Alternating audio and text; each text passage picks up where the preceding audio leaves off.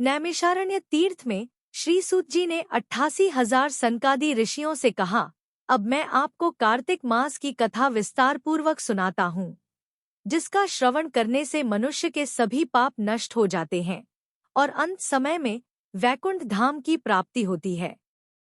इससे पहले कि हम वीडियो में आगे बढ़े, यदि अभी तक आपने हमारे चैनल धर्म संज्ञान को सब्सक्राइब नहीं किया है, तो कृपया सब्सक्राइब कर लें ताकि आने वाली वीडियो का नोटिफिकेशन सबसे पहले आपको मिलता रहे। सत्यभामा प्रसन्न होकर भगवान कृष्ण से बोली, हे प्रभु, मैं धन्य हुई, मेरा जन्म सफल हुआ। मुझ जैसी त्रैलोक्य सुंदरी के जन्मदाता भी धन्य है, जो आपकी 16,000 स्त्रियों के बीच में आपकी परम प्यारी पत्नी बनी।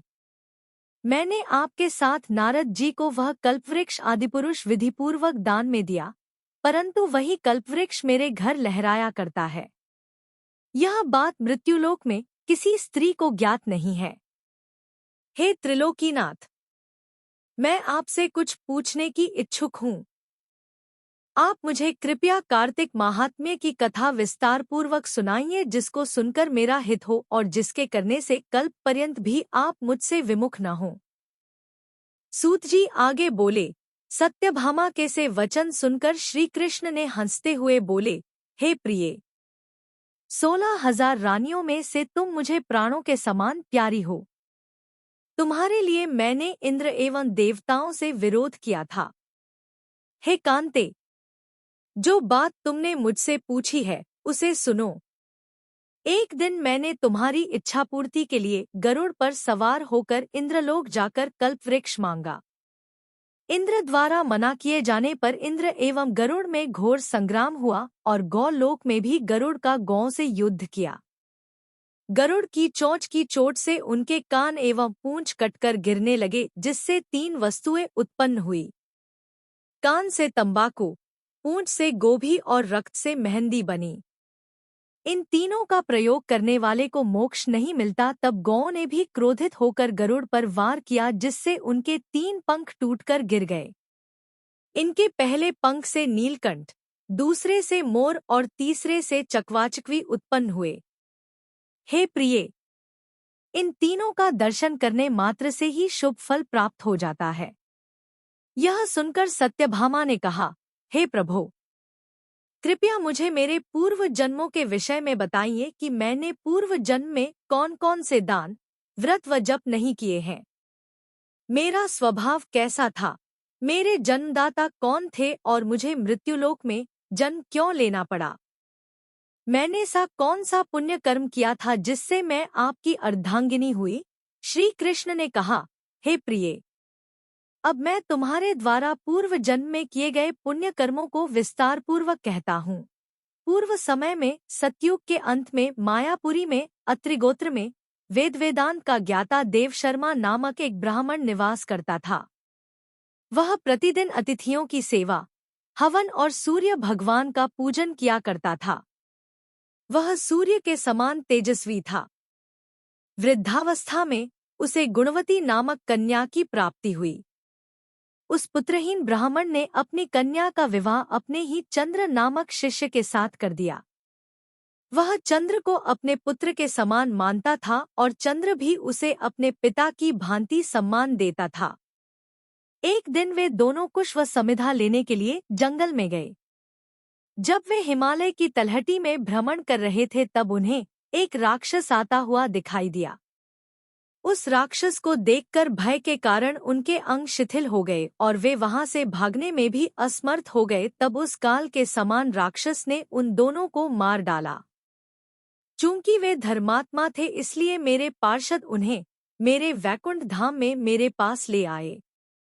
उन दोनों द्वारा आजीवन सूर्य भगवान की पूजा किए जाने के कारण मैं दोनों पर अति प्रसन्न हुआ। जब वे दोनों विमान पर आरूढ़ होकर सूर्य के समान तेजस्वी, रूपवान, चंदन की माला धारण किए हुए मेरे भवन में आए, तो वे दिव्य भोगों को भोगने लगे।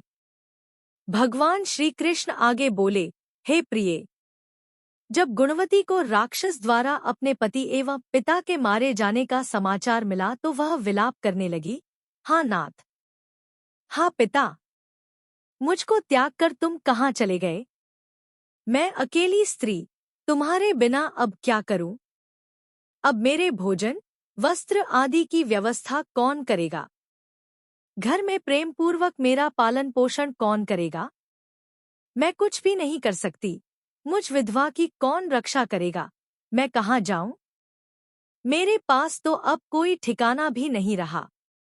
इस प्रकार विलाप करते हुए गुणवती चक्कर खाकर धरती पर गिर पड़ी और बेहोश हो गई।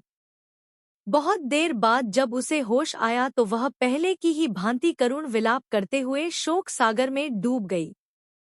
कुछ समय के पश्चात जब वह संभली तो उसे ध्यान आया कि पिता और पति की मृत्यु के बाद मुझे उनकी क्रिया करनी चाहिए, जिससे उनकी गति हो सके, इसलिए उसने अपने घर का सारा सामान बेच दिया और उससे प्राप्त धन से उसने अपने पिता एवं पति का श्राद्ध आदि कर्म किया। तत्पश्चात वह उसी नगर में रहते हुए आठों पहर भगवान विष्णु की भक्ति करने लगी। उसने मृत्यु पर्यंत तक नियमपूर्वक सभी एकादशियों का व्रत और कार्तिक महीने में उपवास एवं व्रत किए। हे प्रिये, एकादशी और कार्तिक व्रत मुझे बहुत ही प्रिय है। इनसे मुक्ति, भुक्ति, पुत्र तथा संपत्ति प्राप्त होती है। कार्तिक मास में जब तुला राशि पर सूर्य आता है तब ब्रह्म मुहूर्त में उठकर स्नान करने व व्रत व उपवास करने वाले मनुष्य मुझे बहुत प्रिय हैं, क्योंकि यदि उन्होंने पाप भी किए हों तो भी स्नान व व्रत के प्रभाव से उन्हें मोक्ष प्राप्त हो जाता है। कार्तिक में स्नान, जागरण, दीपदान तथा तुलसी के पौधे की रक्षा करने वाले मनुष्य साक्षात भगवान विष्णु के समान है। कार्तिक मास में मंदिर में झाड़ू लगाने वाले, स्वस्तिक बनाने वाले तथा भगवान विष्णु की पूजा करने वाले मनुष्य जन्म मरण के चक्कर से छुटकारा पा जाते हैं। यह सुनकर गुणवती भी प्रतिवर्ष श्रद्धापूर्वक कार्तिक का व्रत और भगवान विष्णु की पूजा करने लगी। हे प्रिये, एक बार उसे ज्वर हो गया और वह बहुत कमजोर भी हो गई, फिर भी वह किसी प्रकार गंगा स्नान के लिए चली गई। गंगा तक तो वह पहुंच गई, परंतु शीत के कारण वह बुरी तरह से कांप रही थी। इस कारण वह शिथिल हो गई। तब मेरे भगवान विष्णु दूत उसे मेरे धाम में ले आए। तत्पश्चात ब्रह्मा आदि देवताओं की प्रार्थना पर जब मैंने कृष्ण का अवतार लिया तो मेरे गण भी मेरे साथ इस पृथ्वी पर आए, जो इस समय यादव हैं। तुम्हारे पिता पूर्वजन्म में देव शर्मा थे तो इस समय सत्राजित है। पूर्वजन्म में चंद्र शर्मा जो तुम्हारा पति था वह डाकू है, और हे देवी, तू ही वह गुणवती है। कार्तिक व्रत के प्रभाव के कारण ही तू मेरी अर्धांगिनी हुई है। पूर्व जन्म में तुमने मेरे मंदिर के द्वार पर तुलसी का पौधा लगाया था। इस समय वह तेरे महलों के आंगन में कल्पवृक्ष के रूप में विद्यमान है। उस जन्म में जो तुमने दीपदान किया था उसी कारण तुम्हारी देह इतनी सुंदर है और तुम्हारे घर में साक्षात लक्ष्मी का वास है। चूंकि तुमने पूर्वजन्म में अपने सभी व्रतों का फल पतिस्वरूप विष्णु को अर्पित किया था, उसी के प्रभाव से इस जन्म में तुम मेरी प्रिय पत्नी हुई हो। पूर्वजन्म में तुमने नियम पूर्वक जो कार्तिक मास का व्रत किया था उसी के कारण मेरा और तुम्हारा कभी वियोग नहीं होगा। इस प्रकार कार्तिक मास में व्रत आदि करने वाले मनुष्य मुझे तुम्हारे समान प्रिय हैं। दूसरे जप तप, यज्ञ, दान आदि करने से प्राप्त फल कार्तिक मास में किए गए व्रत के फल से बहुत थोड़ा होता है, अर्थात कार्तिक मास के व्रतों का 16वां भाग भी नहीं होता है। इस प्रकार सत्यभामा भगवान श्री कृष्ण के मुख से अपने पूर्वजन्म के पुण्य का प्रभाव सुनकर बहुत प्रसन्न हुई। यदि आपको यह वीडियो पसंद आई हो तो कृपया कमेंट करें, लाइक करें और साथ ही वीडियो को आगे शेयर भी करें।